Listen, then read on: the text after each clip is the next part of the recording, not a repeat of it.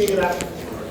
El sistema urinario tiene como fundamento mantener el equilibrio, la homeostasis del agua y de los electrolitos corporales.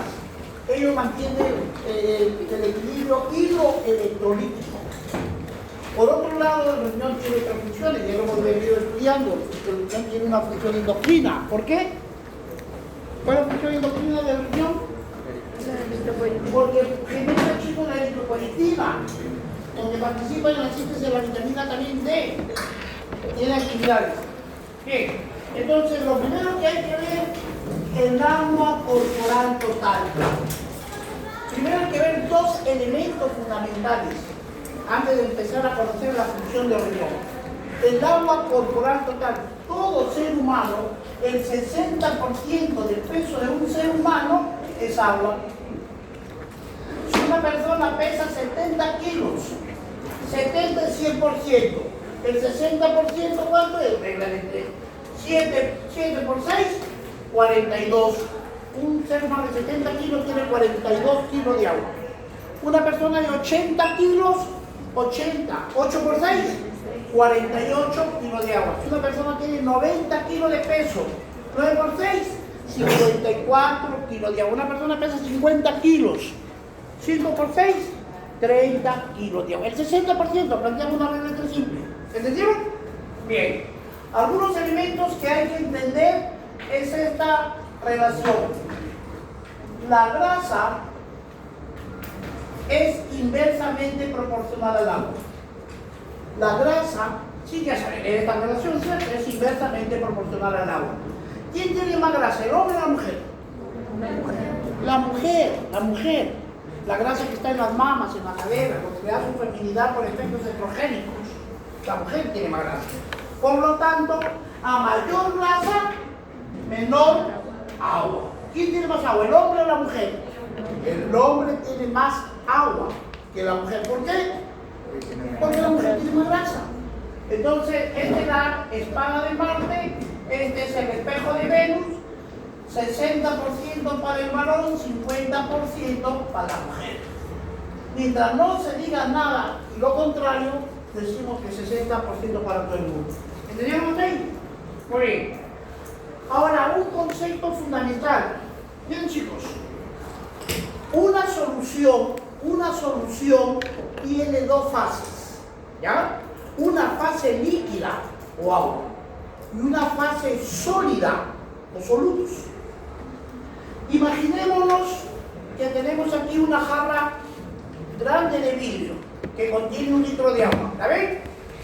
¿La ven o no? Einstein decía que la imaginación es más poderosa que la inteligencia. Chicos, para aprender y estudiar hay que imaginar.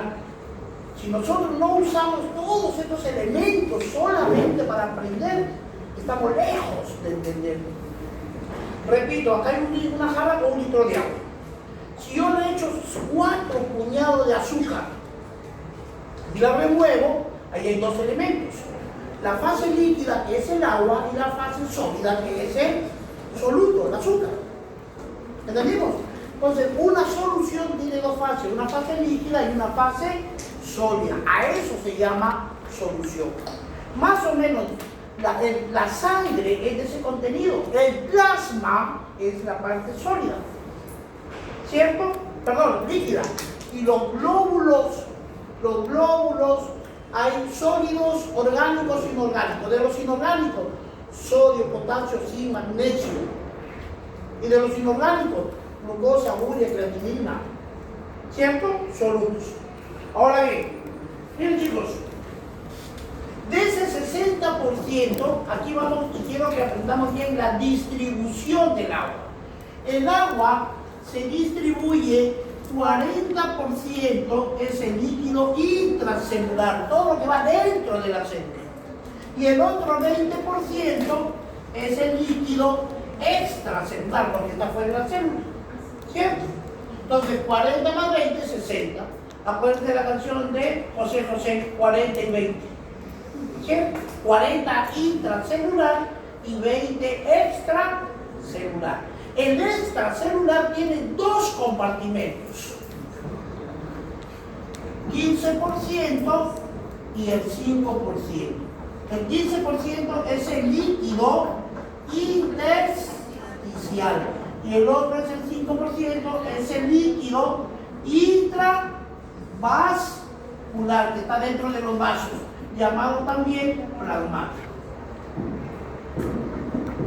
¿Estamos? Esto ya es dogma de fe, esto nunca va a cambiar. Y el médico tiene que tener clarísimo estos elementos. Si no conoce la cantidad de agua que tiene el cuerpo humano, si no conoce su distribución, nunca va a aprender nada. Hasta ahí vamos bien. El agua corporal total es el 60% del peso. Este 60% se divide 40% intravascular y 20% extravascular. Del extravascular se divide en dos compartimentos, en el líquido intersticial y en el líquido intravascular, llamado también plasmático. Asumiendo que este es color rojo, asumiendo que este es el rojo, ¿se acuerdan cuando era el sistema capilar? El sistema capilar venía por el los elementos del sistema capilar arterial, sistema capilar venoso, luego que venía el líquido intersticial y finalmente que estaban las células o tejidos. Esta figura siempre va a estar en todo lugar: ojo, corazón, hígado, riñones, páncreas, en todo, porque es la última división del sistema circulatorio. La última división. Y eso es lo que hemos estado preguntando. Hemos hablado del líquido intersticial, del medio interno, de la gente perdilasma. Bueno, no olviden esto. Este es el sistema capilar, no olviden eso. No olviden nunca, dentro de la glucosa y dentro del mitocondrio, la glucosa se quema por 2 días. Aeróbica, anaeróbica. Por aeróbica 36 ATP, agua metabólica y CO2. Y por la vía anaeróbica 2 ATP, ácido láctico y piruvato. Punto. No olviden esta figura: sistema capilar. Elemento: capilar arterial, capilar venoso, el líquido intersticial y las células. El conjunto de células forman tejidos. Es el líquido intersticial. A eso se refiere. Si la persona pesa 70 kilos, ¿cuántos litros de líquido intersticial tiene? Si 70 es el 100%, 15% por 3, 10.5. ¿Estamos? Muy bien. ¿Cuánto de líquido intravascular hay? 7 por 4, 28 litros. 7 por 2, 14. 28 y 14, 42. 7 por 6, 42. Jueguen con esos números, jueguen, tienen que ser dinámicos. ¿Hasta ahí vamos bien, chicos? Muy bien. Entonces, otro elemento, antes de pasar allá, porque lamento, disculpen que he venido tarde, está en un problema en el hospital. Miren, chicos, imaginémonos que aquí hay un pis, es como una tinita de agua. Estamos transparentes y tenemos agua. Yo agarro esas toallas que para las manos que tienen papel toalla, yo lo meto en medio. ¿Estamos? Yo veo un depósito, es una fuente de agua transparente y pongo esa toalla, ese papel toalla se llama membrana. Ahora, este es mi lado derecho y este es mi lado izquierdo. ¿Me van viendo? ¿Me siguen? Perfecto. Si yo agarro 4 puñados de sal y lo meto en este lado y agarro un puñado de sal, 4 aquí y 1 acá, pregunto, ¿quién tiene más solutos? Mi lado derecho, ¿cierto? Porque he echado 4 puñados. Entonces, cuando en 2 compartimentos, que están separados por esas son las membranas corporales. Y esta membrana tiene una característica, propiedad, atributo, cualidad, que identifica todo. Les repito lo mismo y lamento que no lo usan para analizar. No lo usan, chicos. Bueno, entonces, esta es la membrana. ¿Cuál es la característica de esta membranita? Que es permeable al agua y es impermeable a los solutos. Recuerden, ¿cuántas fases tiene una solución? 2, una fase líquida y una fase sólida. Cuando la fase líquida de una solución se desplaza de un compartimento a otro, se llama presión osmótica u ósmosis. ¿Qué es la ósmosis? es el desplazamiento del agua de un compartimento a otro a través de una membrana semipermeable. Y aquí viene una ley física, el sentido o la orientación del desplazamiento. Todos los líquidos se desplazan de un estado de menos concentración a mayor concentración. ¿Y para qué? Porque el cuerpo humano se compare, porque se está concentrando, y eso no es normal. Pasa para diluirlo y se mantiene el equilibrio. ¿Me siguen? Si el agua se desplaza de menos concentración a más concentración, si los volúmenes estaban ahí y se desplaza, ocurre esto. Este cambia, se baja el volumen y este aumenta. El agua no salió del cuerpo, solamente se desplazó de compartimento. ¿Quedó claro? Cuando el elemento líquido de una solución se desplaza se llama ósmosis, y les adelanto. Y cuando los elementos, los solutos de una solución se desplazan, se llama difusión. Ósmosis y difusión. ¿Qué es la ósmosis? Es el desplazamiento de la fase líquida de una solución a través de una membrana. ¿Y qué es la difusión? Es el desplazamiento de la fase sólida de la difusión a través de receptores específicos de membrana que vamos a ver después. Bueno, de pronto ya lo entendieron. ¿Hasta ahí me van siguiendo?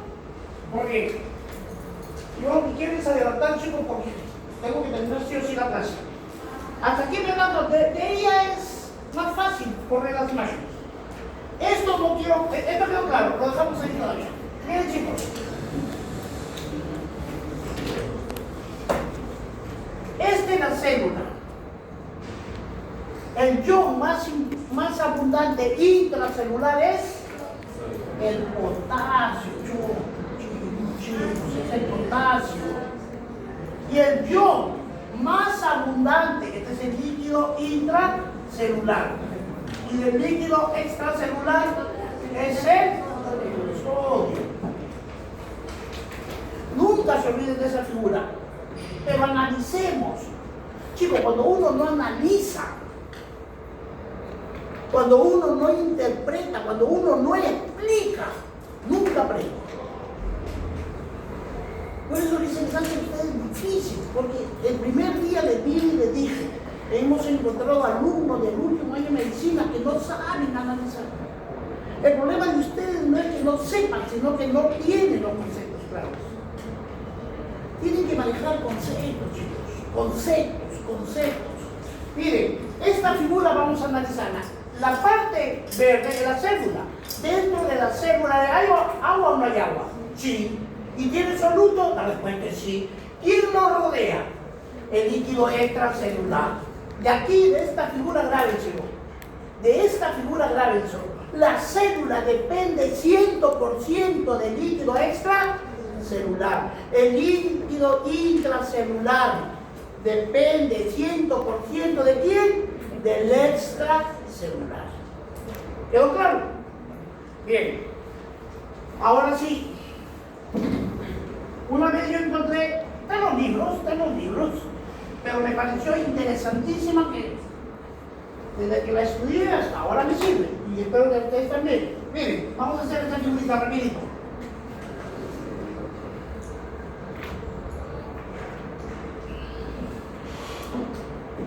Asumiendo que los tres son del mismo tamaño, ¿no? Ya dije que la falta de proporciones.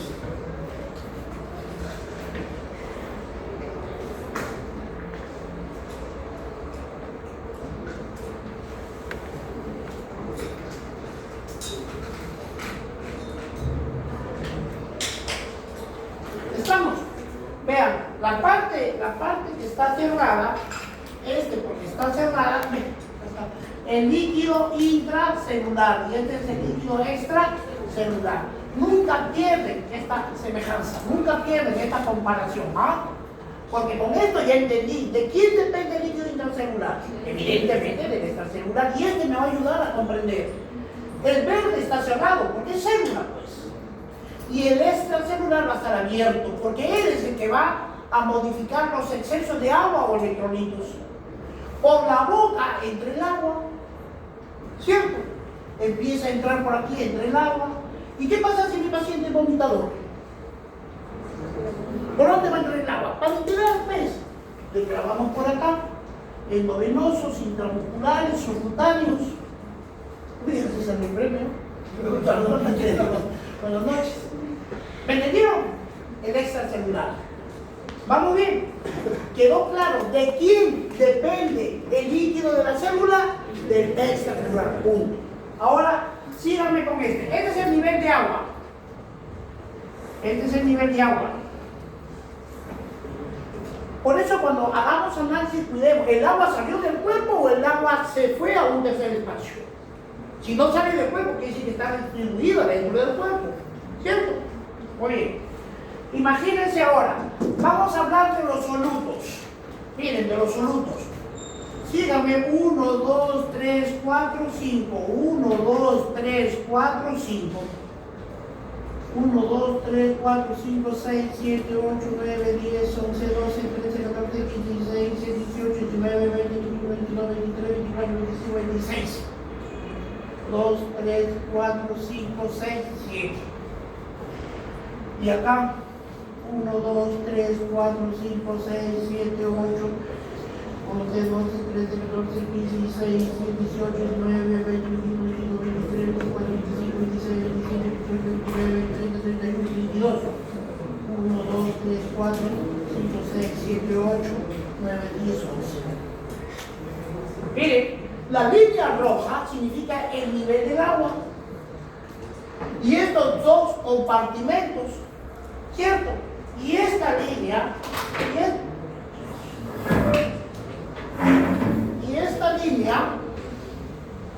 esta línea de aquí viene a ser la membrana semipermeable. ¿Me van siguiendo? Ahora miren, en estos tres compartimentos el agua está normal.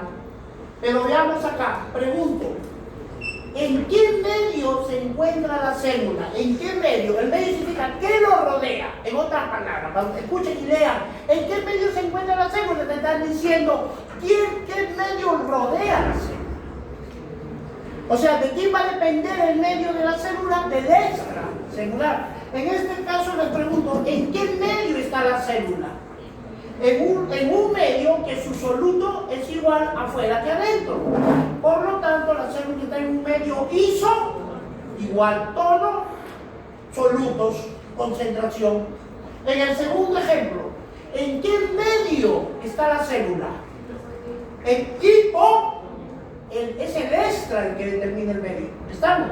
Y en el tercer espacio, ¿en qué medio está la célula? Hiper, ¿quedó claro? Isotónico, hipotónico, hipertónico. En un estado isotónico, ¿se produce desplazamiento de agua? No. ¿Por qué? Porque tanto interna y externamente están en equilibrio, tienen homeostasis. El sistema está normal. En el segundo medio, la célula está en un medio hipotónico. ¿Va a haber desplazamiento de agua? Sí. ¿De dónde a dónde? De menor concentración a mayor concentración. Quiere decir que el agua va a desplazarse así, ¿cierto? ¿Y qué pasa con el volumen? Disminuye. ¿Y qué pasa con el volumen acá? Aumenta. Estamos en un medio hipotónico, el agua se desplaza del extracelular al intracelular. ¿Quedó claro? Y en el último, ¿en qué medio está la célula? Hipertónico. Pregunto, ¿se va a desplazar el agua? Sí, sí se va a desplazar, porque están en dos medios de diferente concentración. Entonces el agua se desplaza de menor concentración a mayor concentración. Si se desplaza del intracelular al extracelular, acá baja el volumen y acá aumenta el volumen. ¿Me entendieron? A ver, les voy a hacer una preguntita simple nomás. Y así ya la ganaron, ya empezamos. Si la célula se encuentra en un medio hipotónico, va a haber desplazamiento de agua, ¿cierto? Del extracelular al intracelular. La pregunta es, ¿cuál es el efecto de la célula?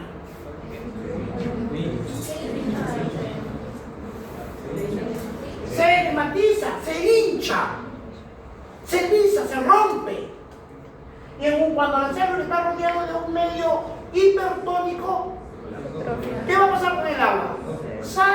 célula. ¿Qué efecto tiene la célula? Deshidratación. Se hincha y se deshidrata. Eso es lo que tiene que cuidar, nada más. ¿Me entendieron? Perfecto. Ahora sí.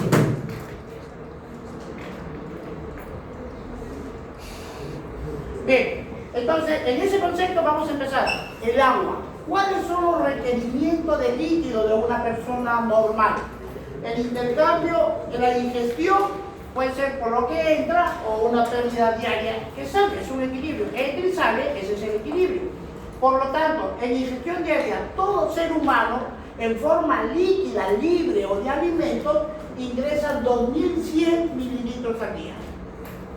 La otra forma que necesitamos son los hidratos de carbono, el metabolismo de la glucosa, la vía, ¿te acuerdas? El agua metabólica, consejo de esa agua, contribuye con 200 mililitros. Si la persona en alimentos y libres toma 2100 mililitros más 200 del agua metabólica, que es el metabolismo de la glucosa o la oxidación de los hidratos de carbono, 200 mililitros, en total, ¿cuánto entra al cuerpo? 2100 más 200, 2300. Pero eso va a depender de la persona, del clima y la actividad física. ¿Quién gasta más energía? ¿El doctor Olivo sentadito en su consultorio o un campesino que está tirando banana?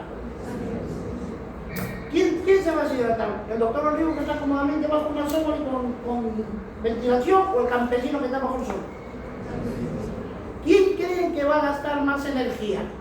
¿El doctor Olivo que está viejo o un campesino de 30 años? Por la edad.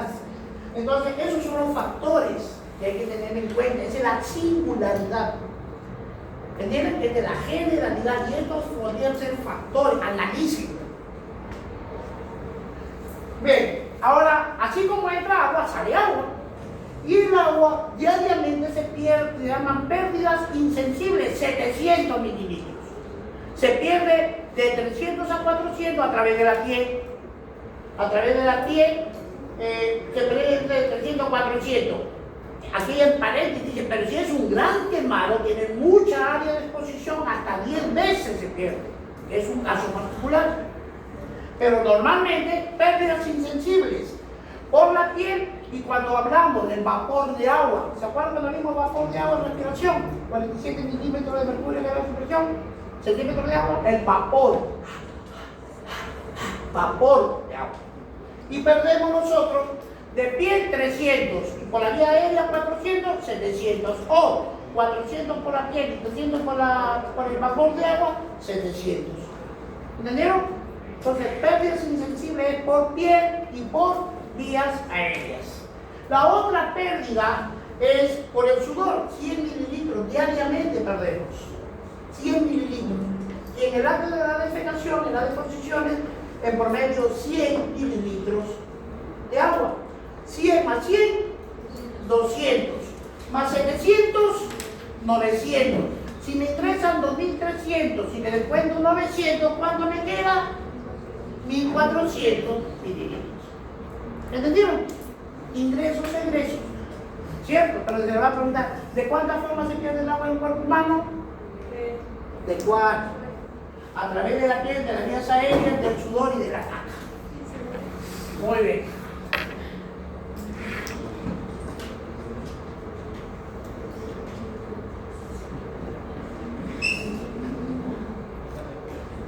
Miren, esto es lo que se explica acá para avanzar. Compartimento del líquido corporal, que hemos dicho. El 60% del peso corporal es agua. Si un individuo pesa 70 kilos, 7 por 6, 42 litros. De ello, se varía con la obesidad. A mayor obesidad, menor, ya lo borramos, grasa. ¿Se acuerdan? La grasa es inversamente proporcional. El sexo y la edad. La grasa reduce el agua corporal, ¿cierto? Por lo tanto, las mujeres, porque tienen más grasa, y los hombres, los viejitos, ya tienen menor retención. Ahora, del líquido extracelular, el líquido extracelular y el líquido intracelular. El intracelular es el agua más abundante, 40%, y el extracelular era 20%. Y el 20% tendría dos compartimentos. el líquido plasmático llamado también intravascular, y este es el líquido intersticial. ¿Quedó? ¿Quedó los compartimentos? Muy bien.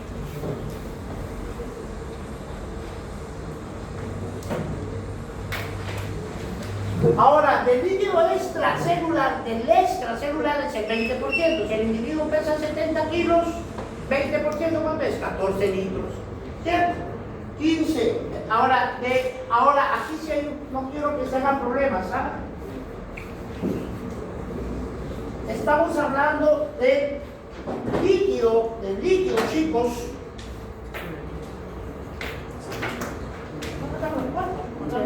Miren, chicos. El líquido intracelular el 40% y el extracelular era el 20%. ¿Se acuerdan? De esto es el líquido intersticial y este es el líquido vascular, intravascular o plasmático. En un individuo de 70 kilos, ¿cuánto del extracelular hay? 7 por 2, 14 litros, ¿cierto? El 15% y el 5%. ¿Cuánto es el 15% de 70? 10.5.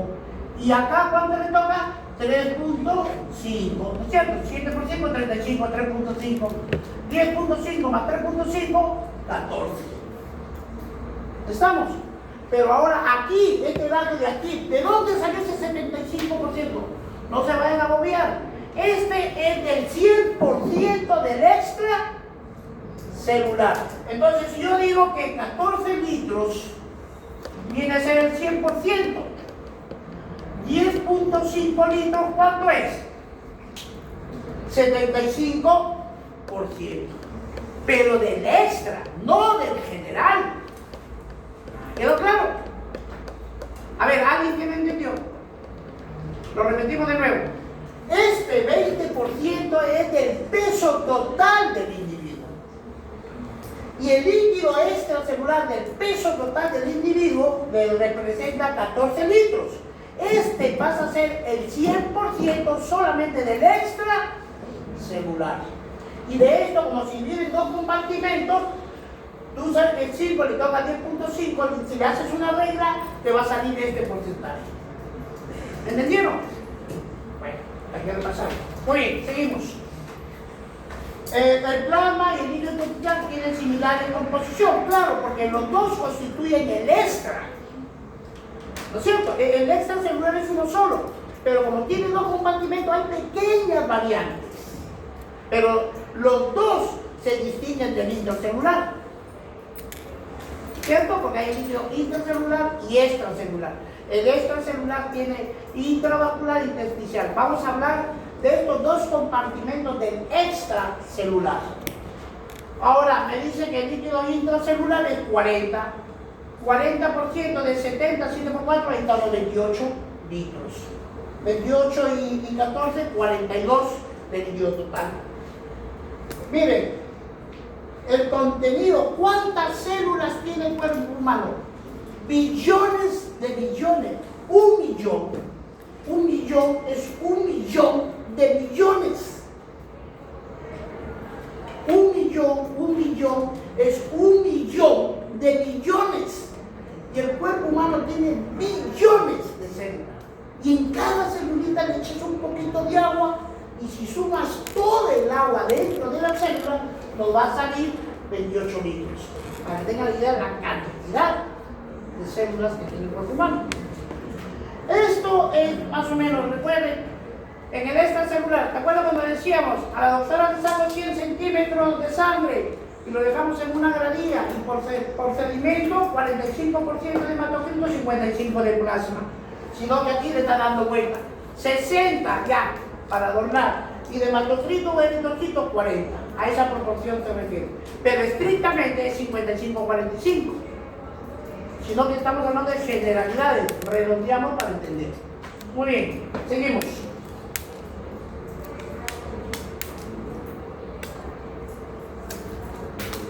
Mire, habíamos dicho que la solución tiene dos fases, la fase líquida y la fase sólida. Ya hablamos de la fase líquida, ya dijimos, el 60% del cuerpo humano es agua, el 60% del peso. De ellos tienen dos compartimentos, intracelular y el extracelular, 40 y 20. El extracelular tiene dos compartimentos, el intersticial y el plasmático, 15 y 5. Ya hablamos del agua, ahora vamos a hablar del soluto. ¿Pueden entender? Bien, ahora me dicen del soluto, este es el plasma y este es el intersticio. Los dos son parte del extracelular, ¿o no?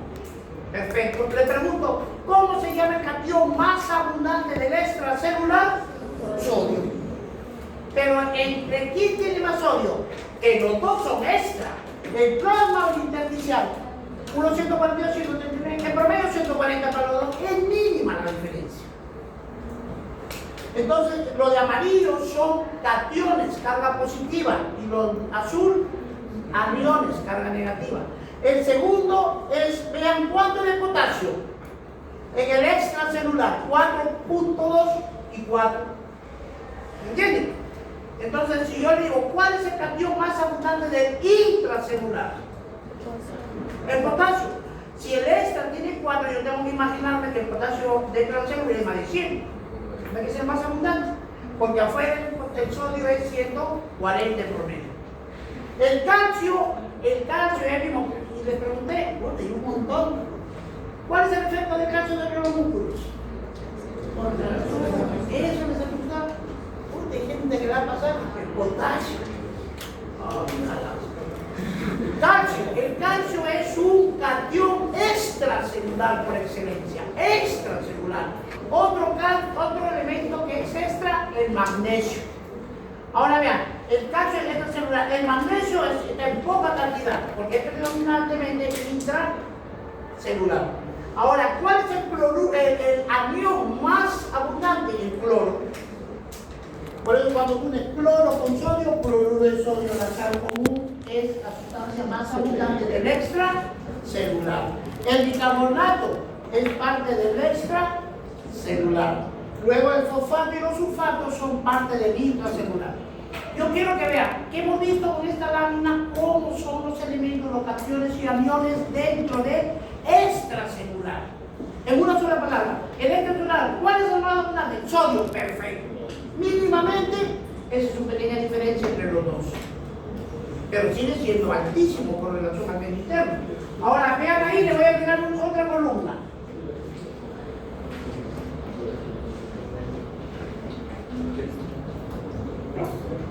A ver, ahora seguimos en el mismo. Esto mención será intracelular y extracelular. El extracelular tiene dos compartimentos, el intersticial y el plasmático. El sodio es el más abundante del extracelular. ¿Cuánto es? 140 y del intracelular, 14. Pero del extracelular el sodio hay una pequeña variación, pero sigue siendo alto como extracelular. ¿Sí me siguen? Ahora, el segundo elemento, el potasio, ¿cuánto es dentro de la célula?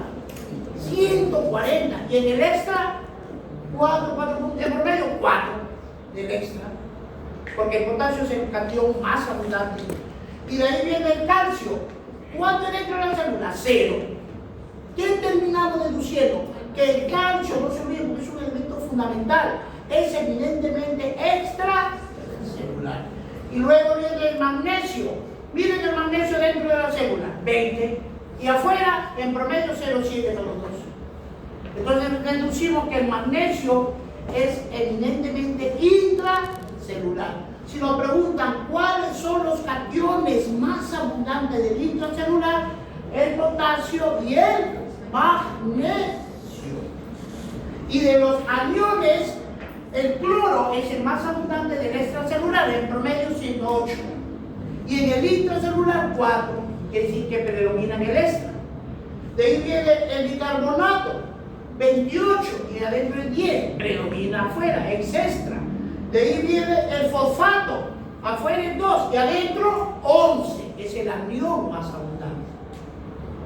Y finalmente el sulfato y los aminoácidos y proteínas son los más abundantes. El potasio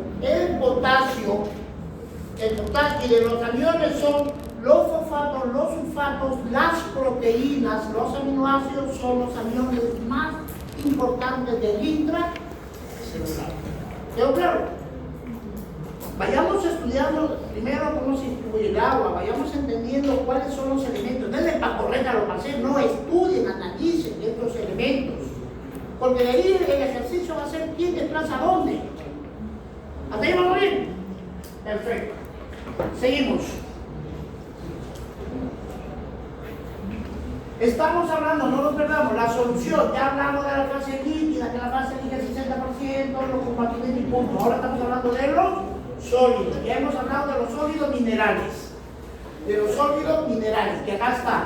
En el extracelular, el más abundante es el sodio, pero en el intracelular del sodio, este pedacito, y afuera este grandazo. El potasio dentro de la célula, esta columnota, y afuera este poquito, ¿no? Si lo relacionamos con los datos anteriores. El cloruro es el anión más abundante del extracelular, y le sigue el bicarbonato. Y dentro de la célula, ¿quiénes son? Los fosfatos y las proteínas son los aniones más abundantes del intracelular.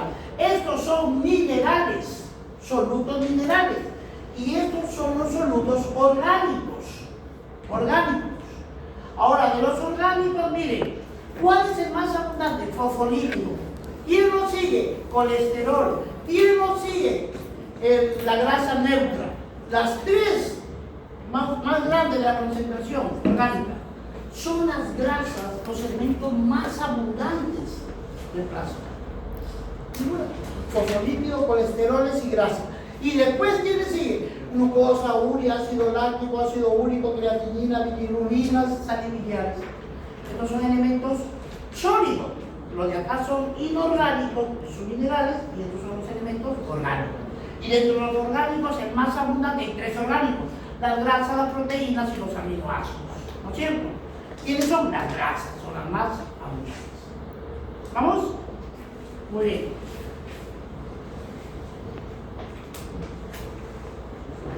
De aquí nos van a pedir medidas, estos solamente como indicadores, para que lo repasen. El ser humano, imagínense, a ver, yo te digo, ¿cuántos millones de células tiene el cuerpo humano? Una barbaridad. Agarran una celulita y miden el agua que hay en una sola célula. ¿Cuánto de agua hay en una sola célula? De locos, porque son medidas infinitesimamente incalculables por la pequeñez. Pero para eso usan indicadores radioactivos. ¿Y qué queremos de ellos? Solamente determinar los volúmenes. Si me dicen la medida del agua corporal, la medida del volumen extracelular, ¿a qué va a ser igual? Me dice, para calcular el volumen intracelular, el agua corporal total menos el volumen de líquido extracelular. Y aquí, ¿se ve un dinero, cierto? Aquí no, perdón, aquí, para aprovechar la imagen. Por cualquier sistema, el extracelular, viene una enfermera, pone un litro, y le pone un litro, y le pone dos, y ahí se va conversando. Usted le metió 2-3 litros de agua al cuerpo. ¿Qué va a hacer el cuerpo? Mucha agua. ¿Cierto? Mucha carga de volumen, el corazón se va a cansar y se puede morir. ¿Sí? De frente el médico va, encontraron una barbaridad, le meten furosemida y se activa este cañito. A botar los excesos rápidos de agua. ¿Cómo se llama ese cañito? Eso es lo que vamos a ver. Esa es su función de riñón. Equilibra extremos. Muy bien.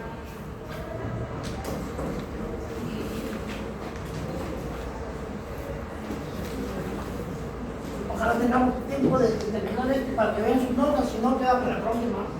A ver, chicos, miren, rapidito. ¿A qué es igual el agua corporal total?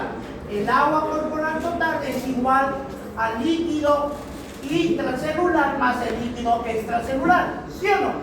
60, 40 más 20, 60. Si me pregunta, calcula el volumen del intracelular de este. Entonces a este pajarito aquí lo boto. Yo digo que el intracelular es igual al agua corporal total menos el líquido extracelular. ¿Cierto o no? Pues simple. A eso se refiere. Medida del volumen plasmático. Entonces, ¿qué digo? Entonces, del volumen plasmático me están hablando de este. el líquido extracelular es igual al líquido intersticial más el líquido plasmático. ¿Cómo hay un volumen plasmático? Voto este, el volumen, el líquido intraplasmático es igual al líquido extracelular menos el líquido intersticial, ¿o no? ¿Cierto? Simple, ¿o no? ¿Entienden esto o no? Es simple, es solamente una ecuación de plazas, y a eso se refiere. Muy bien.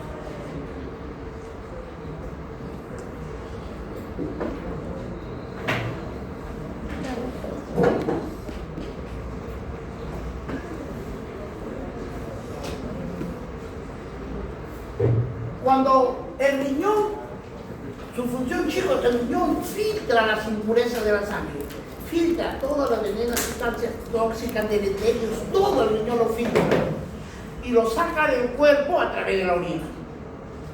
Esa es su función del riñón. ¿Estamos? Pero para que ello suceda, así se acuerda cuando tenemos respiración. Ventilación, difusión, perfusión. Ventilación, difusión, perfusión. ¿Qué era la ventilación? Proceso por el cual coger el oxígeno y pero el alveolo. La difusión, el intercambio a través de la membrana alveolo compatible por una gradiente de presiones. Y la difusión es cuando el oxígeno se mete al plasma y al glóbulo rojo y la fuerza de la sangre lo distribuye por todo el cuerpo. ¿Se acuerdan? Bien. En el riñón hay 4 fundamentos: filtración, absorción, secreción y excreción. Filtración, absorción, secreción y excreción. Y aquí lo vamos a ver. Pero para entender ello, miren chicos, rapidito, para que se dé ese fenómeno de filtración en el riñón, ya avanzamos de una vez ya. Miren, viene la arteria, ¿se acuerdan del glomérulo? Viene la arteria aferente.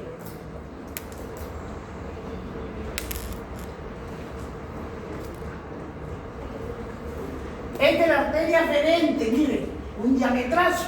Y la arteria eferente, un diametrito. Es como una botella, ¿no? Este es como un cuello de botella. ¿Qué pasaría si los dos fueran así, igualitos? La sangre pasa rapidísima y no tendría tiempo de filtrarse. En cambio, si tiene una forma, como que le aguanta la velocidad y se encharca en medio, ¿no? A eso le da una facilidad de generarse la filtración. Entonces, este es el riñón. Y el riñón se va a filtrar a través del sistema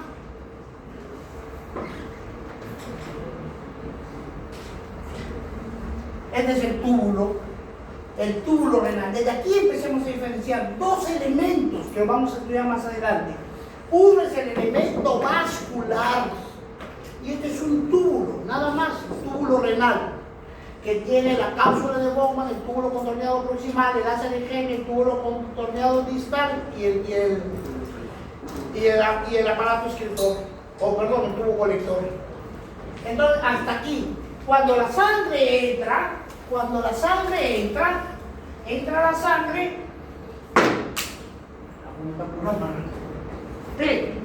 entra la sangre y la sangre se acomoda aquí. Y aquí viene el principio físico. ¿Se acuerdan de 2 presiones? La presión hidrostática y la presión coloidosmótica u osmótica. ¿De quién depende la presión hidrostática? De la contracción del ventrículo. ¿Y de quién depende la presión coloidosmótica? De las proteínas. La presión hidrostática normalmente tiende a sacar la sangre fuera del vaso. Y la presión coloidosmótica u osmótica trata de retener la sangre dentro del vaso. Están en una dualidad. Este quiere escapar y este lo retiene. Como están en equilibrio, corren juntos. Pero cuando se rompe el equilibrio, sale. Si en este caso yo quiero filtrar, aquí va a haber una presión hidrostática. ¿Cierto? Aquí, ¿quién va a tener mayor capacidad hidrostática? Aquí ven, la presión, aquí, en este extremo arterial. ¿Quién predomina? ¿La arterial, la presión hidrostática o la presión coloidosmótica? La hidrostática, por lo tanto, el líquido sale y pasa al intersticio, ¿cierto? El capilar, ¿se acuerdan? Entonces, y en el líquido intersticial también hay dos presiones, la hidrostática y la coloidosmótica. Por eso ubiquen, este es el vaso y este es el líquido intersticial. Pregunto en el vaso, ¿cuál es mayor? ¿La hidrostática en el arterial? ¿La hidrostática o la osmótica? La hidrostática, por eso sale la sangre, para poder llevar el oxígeno y los nutrientes, pasa al líquido intersticial. En el líquido intersticial, en el extremo arterial, ¿cuál predomina más? ¿La presión hidrostática o osmótica del líquido intersticial? La osmótica, porque chupa y sumado facilita la salida. Pero en el extremo venoso, pregunto, en el vaso, ¿cuál es la presión más abundante? ¿La hidrostática o la coloidosmótica? La coloidosmótica trata de retener. Y en el intersticio, ¿cuál es mayor? ¿La hidrostática o la coloidosmótica? La hidrostática lo empuja y la otra chupa para que regrese la sangre. ¿Entendieron? Analícenlo. Parece fácil, pero tienen que estudiarlo y convencerse para poder entender eso. Muy bien. Ahora, ya eso es lo que les dije temprano. ¿Sí? Esta es la cubeta de agua, esta es la membrana, el intercambio. ¿Estamos? Esos son los elementos de la osmolaridad. Vean, aquí hay dos términos que tienen que quedar clarísimos, chicos. La osmolaridad y la osmolaridad. ¿De qué estamos hablando? Estos son términos de una solución. ¿Cuáles son los dos elementos de la solución? Líquidos y solutos. Entonces, ¿de qué vamos a hablar aquí? La osmolaridad. En la osmolaridad, en los dos vamos a hablar de la concentración de solutos. Y acá también hablamos de la concentración de solutos. Ya está soluto. Ahora, ¿de qué variable nos falta hablar? Del agua. Cuando la osmolaridad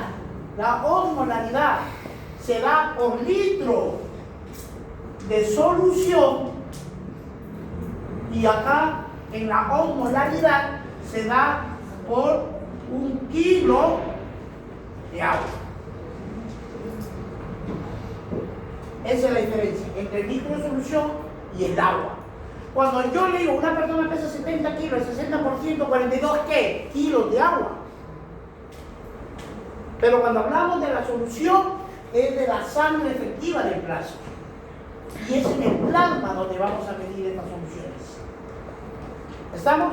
La osmolaridad y la osmolaridad. ¿Qué tienen en común? Los dos miden la concentración de solutos.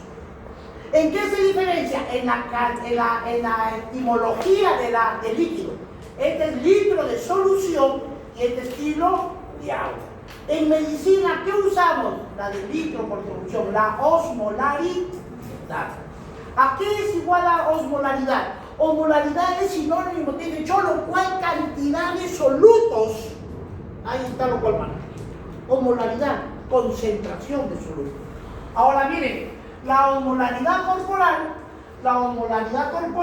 es igual a 2 veces el sodio más la glucosa sobre 18 más la urea sobre 6. Eso es para que tengan por futuro. Ya cuando lleguen a la clínica les vamos a enseñar. Por ahora, como tan chiquitos, vamos nomás que piensen lo siguiente. ¿Cuál es el catión más abundante del extracelular? El sodio. ¿Cuánto es del sodio? Su valor normal del sodio en el extracelular. 140. Chicos, 40 es bíblico. 40 años anduvo Moisés en el desierto. 40 días estuvo Cristo en el desierto cuando 3 veces lo tentó el diablo. 40. Si le pregunto, ¿cuál es el pH del cuerpo humano? 7.40 más menos 5. ¿Cuál es la presión parcial del CO2? 40 más menos 5. ¿Cuál es la concentración del sodio que es el más abundante? 140 más menos 5. 40. Bien, entonces si este es 40 por 2, 180. La osmolaridad humana es entre 285 a 295 miliosmoles por litro de solución. Eso manejamos nosotros, por lo menos en la práctica. Pero como ustedes todavía están entrando en conceptos, para ustedes va a ser, ¿cuánto es la osmolaridad? 300. ¿Ah? Está cerquita, para que no se olvide, claro eso. La osmolaridad del cuerpo humano, ¿cuánto es? Si es menor de 300, hipoosmol o hipotónico. Y si es mayor de 300, hipertónico o hiperosmol. ¿Quedó? Pero realmente esa es la fórmula de la osmolaridad. Por ahora quedémonos. Pero grábenselo, pues, el sodio es el más importante. Solamente el sodio cambia todo. ¿Me entendieron? Muy bien. Entonces, ¿qué es la osmolaridad? Concentración de soluto por kilo de agua. Y la osmolaridad, concentración de soluto por litro de solución. La osmolaridad total del cuerpo es 300 para ustedes en este momento. Y después vamos a ver que realmente no es así. Es más exacto, pero vamos por parte porque ustedes están entrando en este tipo de estudios. El líquido extracelular, el 80% del extracelular lo compone la sal, cloruro de sodio, el 80%. ¿No es cierto? Esta es la osmolaridad, 300 en promedio. Muy bien.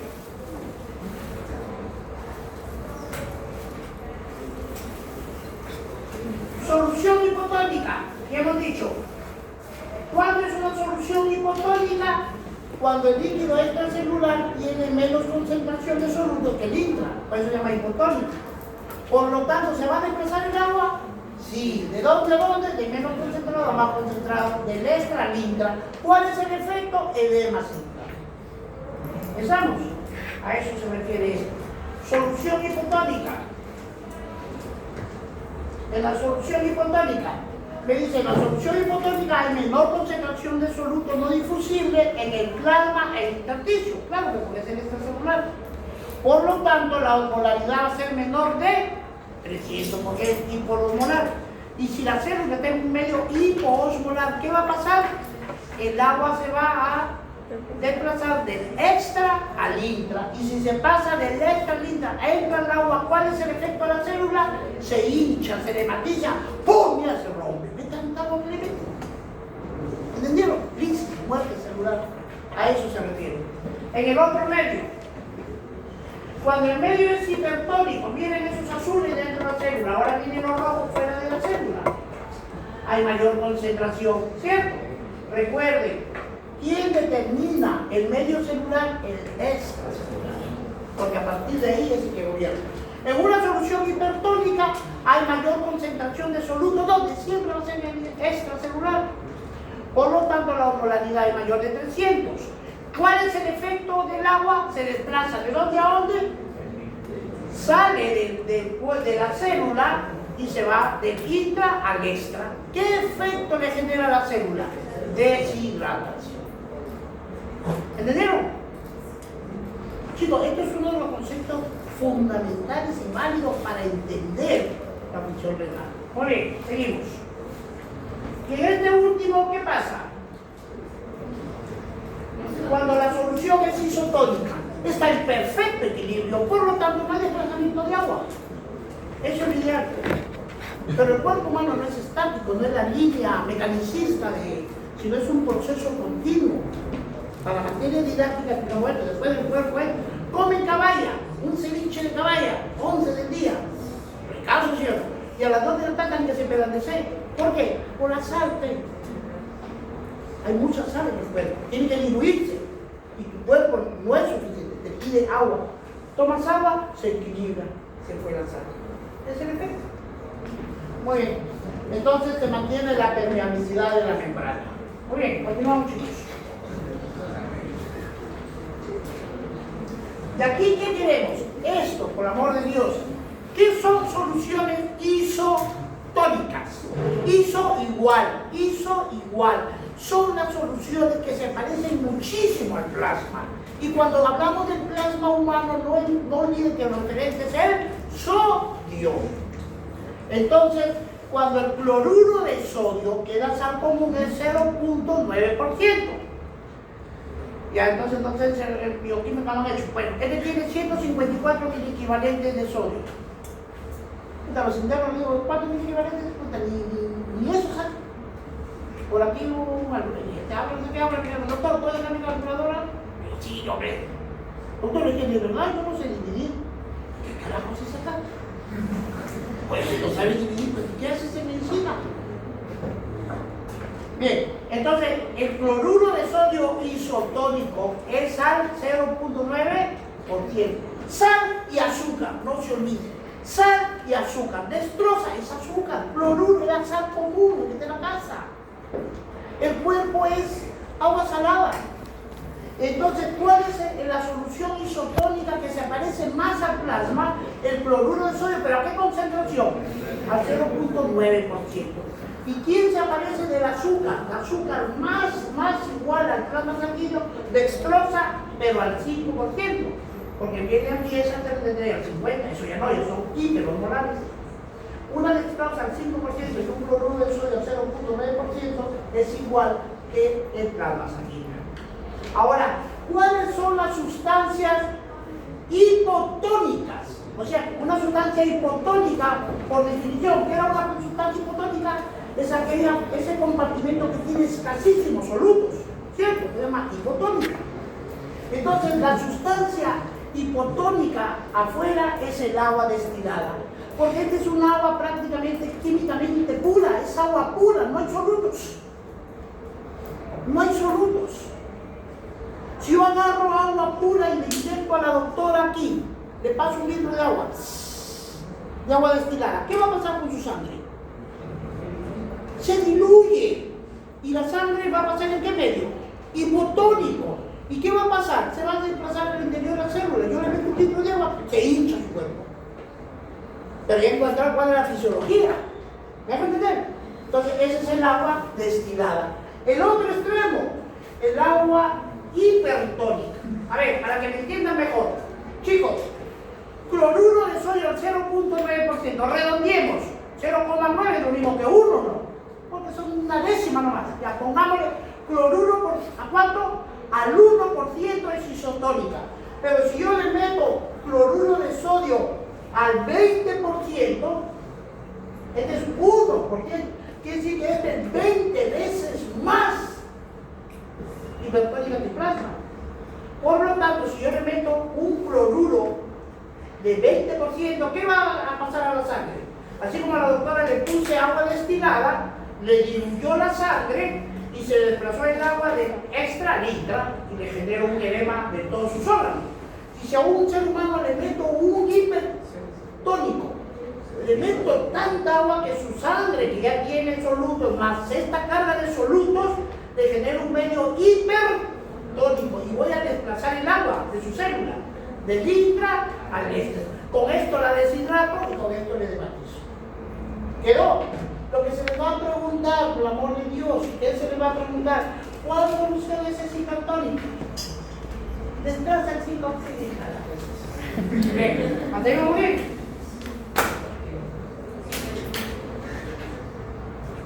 Rápidamente, la anatomía del riñón. ¿De qué forma tiene el riñón? Del riñón, sí. Un frijolito. Perfecto. Esta es la parte del ilio, ¿no es cierto? Este es el ilio, esta es la corteza, esta es la médula, esta es la parte del ilio. Ahora de ahí, chicos, a ver, rápidamente, generalidades, sistematicemos. Riñón, uretra, vejiga y uretra, sistematísimo. ¿Cierto? El riñón, ¿dónde está ubicado el riñón? ¿Cuánto pesa el riñón? 150 gramos. ¿Qué tamaño tiene aproximadamente del puño de la persona? Tiene dos fases, una fase periférica o corteza renal y una central llamada médula renal.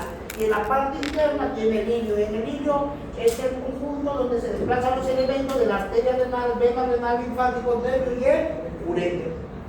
¿Estamos? Muy bien.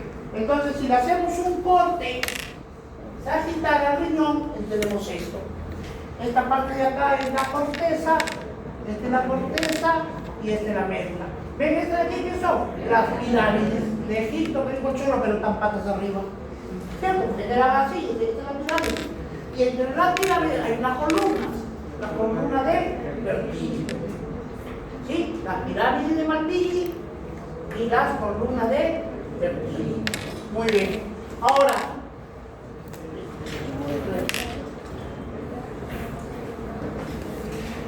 miren chicos, en la corteza, este es el arco cortical. Este es el arco cortical, esta es la pirámide y a cada lado de la pirámide están las columnas. ¿Cierto? Entonces, en la corteza están los glomérulos. El glomérulo es la unidad estructural y funcional del riñón. El glomérulo.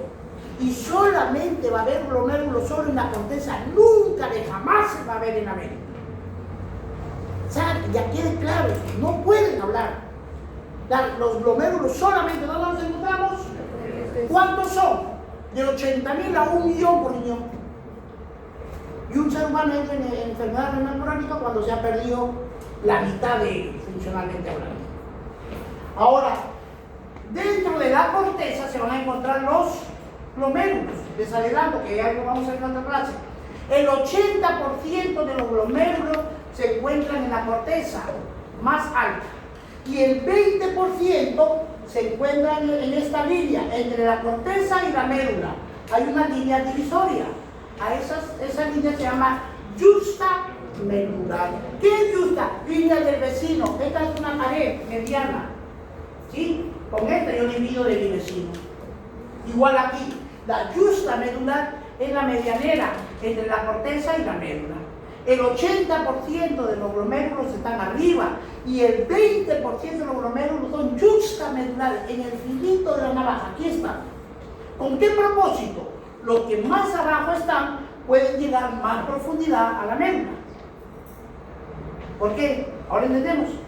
El 80% está en la corteza y el 20% es juxtamedular. ¿Por qué? Porque mientras más baja, más profundidad a la médula.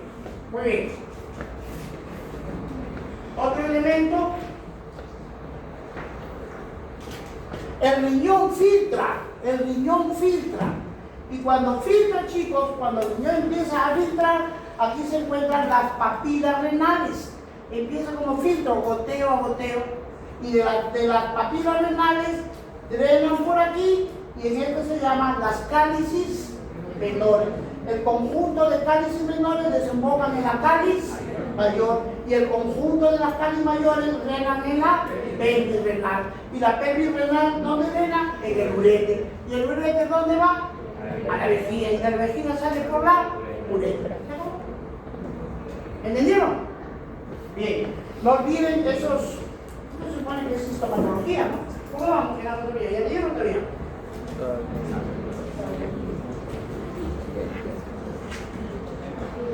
Ahora miren chicos, rapidito. La circulación sanguínea. ¿De dónde vienen los arterios renales?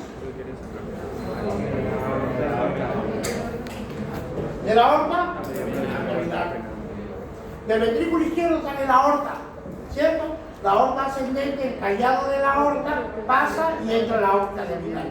En la aorta abdominal sale un tronco celíaco, las tres ramas, derecha, izquierda y el centro.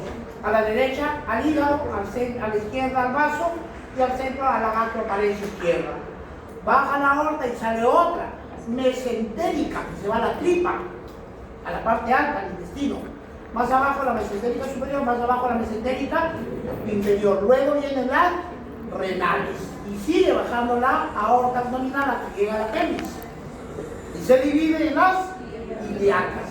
Y las ilíacas, antes de cruzar la imblioverija, ¿no es cierto?, se vuelve a dividir.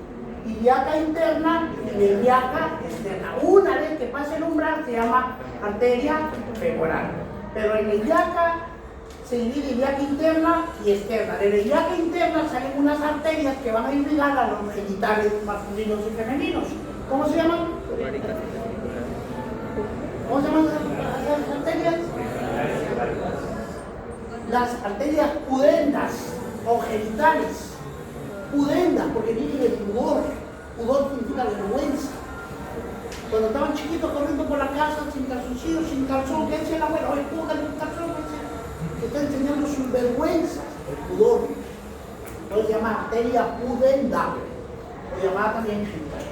Muy bien, ahora sí, viene la arteria renal y antes de entrar se divide en una arteria renal anterior y de aquí se va a la posterior. ¿Sí? Sale así, se va al riñón, una entra por adelante y el otro lo rodea posterior. La anterior, chicos, se divide en las arterias segmentarias. Esta es la posterior, esta es la anterior, y la anterior se divide en arterias segmentarias. Y las arterias segmentarias se dividen en arterias interlobulares. Y las arterias lobulares le da a la arteria arqueada o arciforme, en forma de arco. Y de la arciforme salen las arteriolas rectas. Las arteriolas rectas salen de las arciformes salen de dónde? De las interlobulares y las interlobulares de la mano de la segmentaria, que es de la renal arterial. Puta, que si no saben eso, van a sufrir. Es que no se les da por saber siempre, sino para aplicar. Chicos, conocimiento que no resuelve el problema, ¿para qué lo hago?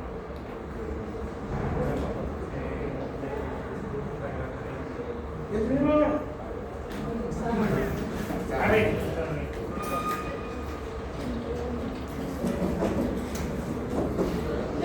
Eso se lo digo 15 minutos la próxima clase. Yo voy a dar hasta las 9:10. Si gustan,